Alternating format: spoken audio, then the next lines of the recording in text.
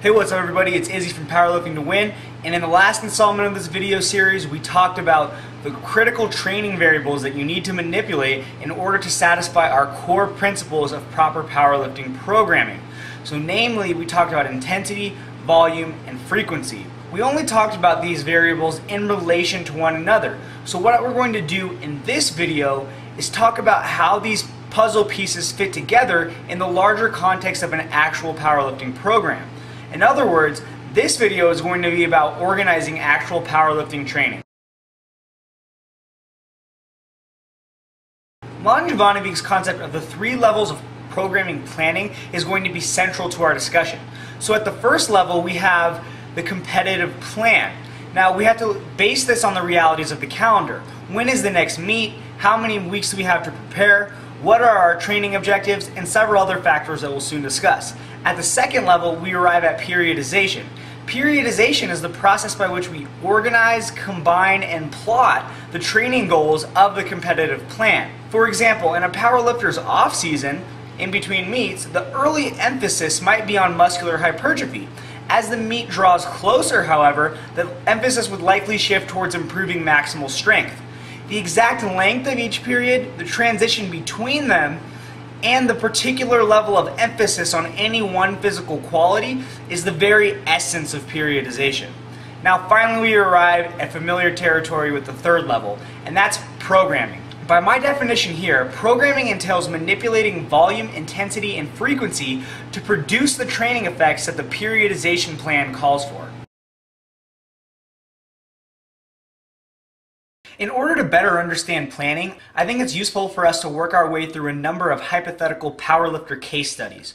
So we're going to begin with the novice. Now Mark Rippetoe was responsible for pioneering the idea that novice, intermediate, and advanced athletes all need different periodization lengths in order to optimize rates of progression.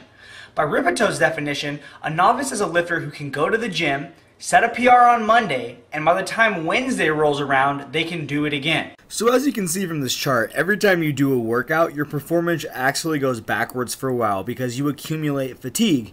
And when you accumulate fatigue, you can't perform as well.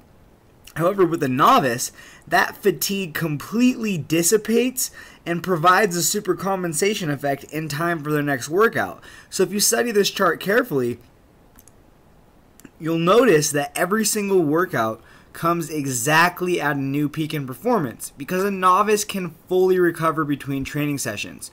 No other trainee can do that. Now, in terms of planning, the plan for a novice is always the same. They need to improve everything. The primary focuses are going to be technique, strength, and muscle mass. In terms of periodization, it is just completely unnecessary to organize a novice's training into distinct phases of emphasis on, say, muscular hypertrophy, maximal strength, or technique. A novice can, and indeed should, improve all of these physical attributes simultaneously. Even combined, the total volume will not be enough to overwhelm their adaptive capacity. Improving all of these qualities simultaneously is called complex parallel periodization, and that's going to be important for our discussion going forwards. Now when we talk about programming for the novice, it's completely unnecessary to manipulate intensity, volume, and frequency in a given training week or training period. A novice, in terms of programming, simply needs enough volume to produce an adaptation for the next workout and not so much volume that they can't recover for the next workout. So you just want to make sure that they're sustaining linear progression. Now, in terms of intensity, a novice is best served by working in the 80 to 85% range. Lately, and perhaps traditionally too, sets of 5 have been used for this purpose, and sets of 5 are very appropriate for novices. 5s offer a nice blend of strength and size without being so many reps that it introduces a muscular endurance component that often interferes with proper technique development in the novice. Returning to Rippetoe's definitions, an intermediate trainee is one who can no longer sustain workout-to-workout performance improvements. Unlike the novice, the level of volume they have to do to produce an adaptation cannot be recovered from in 48 to 72 hours. As such, programming variety becomes necessary. That is, we must start to manipulate volume, intensity, and frequency. Alright guys, so as you can see, this is the intermediate version of the novice chart that we saw earlier. The workout that they do on Monday produces so much fatigue that by the time Wednesday rolls around, you can clearly see they're still not fully recovered. But by next Monday, a full week, their performance is super compensated and they're ready to go through the process again. This is Ripeto's definition of an intermediate. Now, the competitive plan for an intermediate trainee is markedly different from that of the novice. By the time a trainee reaches the intermediate phase of strength training, they should be preparing for powerlifting meet. However, in terms of periodization, not much has to change. The complex parallel approach is still completely appropriate. It is unnecessary for the intermediate to have specific periods of focus on muscular hypertrophy, technique, or maximal strength. Manipulation of volume, intensity, and frequency is all that is necessary to sustain progress. Consider the Texas method. The Texas method is a really simple program where on Monday you do 5x5 at about 80 to 85% of what your Friday squat is, and on Friday you do a single set of 5 as heavy as you can. Wednesday is a lighter day that allows for recovery. But you can see that Monday serves as that big volume stimulus, and then Friday you capitalize on it with a PR. So at this point, I need to introduce the concepts of meso and microcycles. For the novice lifter, each workout and the following recovery period constitutes an entire microcycle and mesocycle. In the Texas method, each individual day, Monday, Wednesday, and Friday, constitutes a microcycle, whereas each training week would constitute a full mesocycle.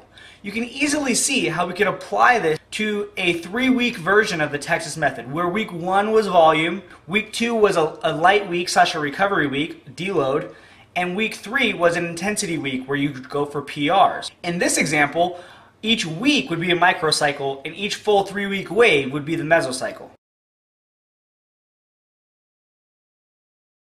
Ripeto's definition of the intermediate trainee ends when they can no longer make progress on a weekly mesocycle. However, I prefer to define an intermediate as anyone who can still use complex parallel periodization to make progress. While the novice, intermediate, advanced categories are incredibly novel and quite useful in some contexts, the truth is that adaptability exists along a continuum. For example, in the early intermediate phase, you may only need 5 days to complete a full adaptive cycle, but by the time you're in the later intermediate stages, perhaps you need 7 days, and then 9, and so on. The relationship between volume and recovery is not only different for everybody, but it is constantly changing as an athlete makes progress. For all of these reasons, defining trainee classification based on the length of their meso and microcycles quickly loses utility in my opinion. Like I said before, I prefer to define an intermediate trainee as anyone who can make progress on all physical attributes simultaneously and equally, so long as volume, intensity, and frequency are properly manipulated. Eventually, an athlete will reach the point where continuing to develop all of his physical qualities simultaneously requires such great volumes that it's just physically impossible to do so.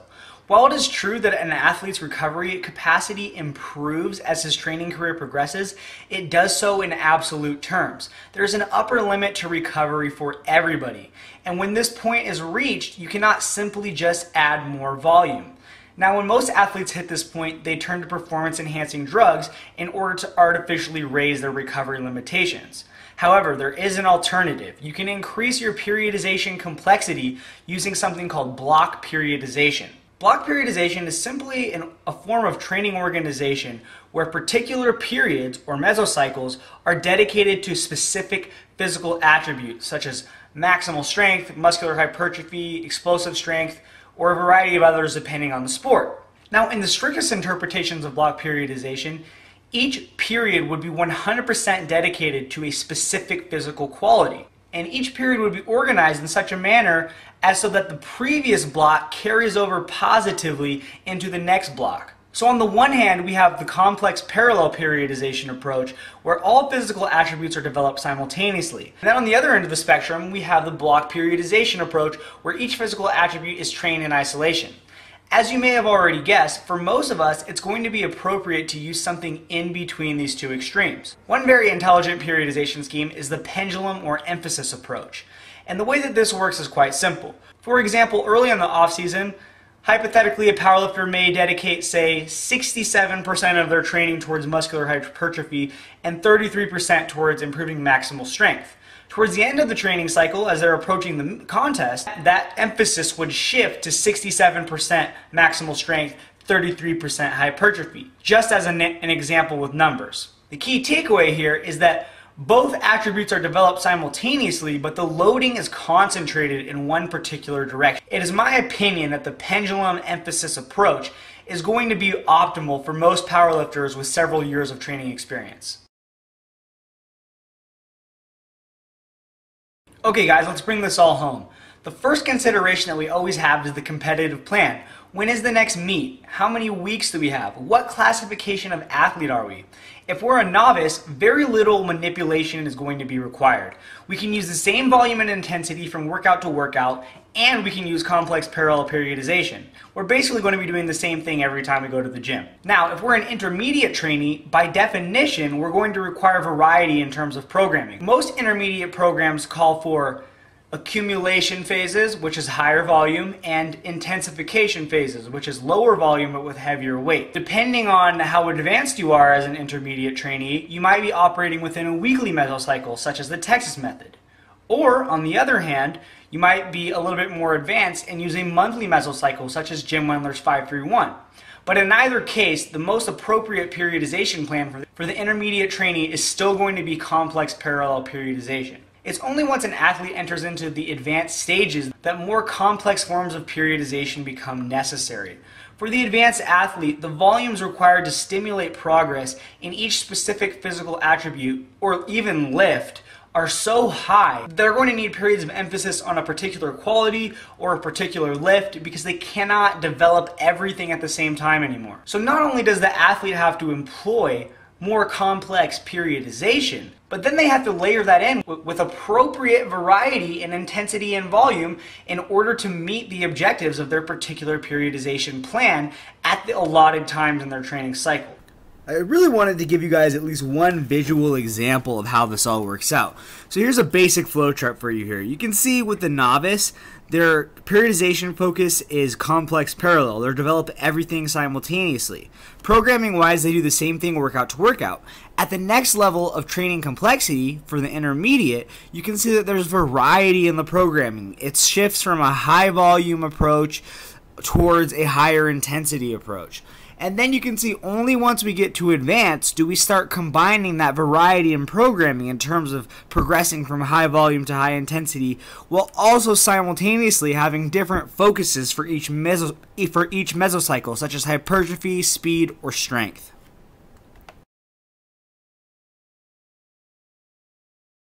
I know that training organization is an incredibly dense topic. I did my best to simplify this and make it comprehensible. However, if there's any subject that you're still unclear about, please feel free to ask any questions that you have. I read and answer all of them.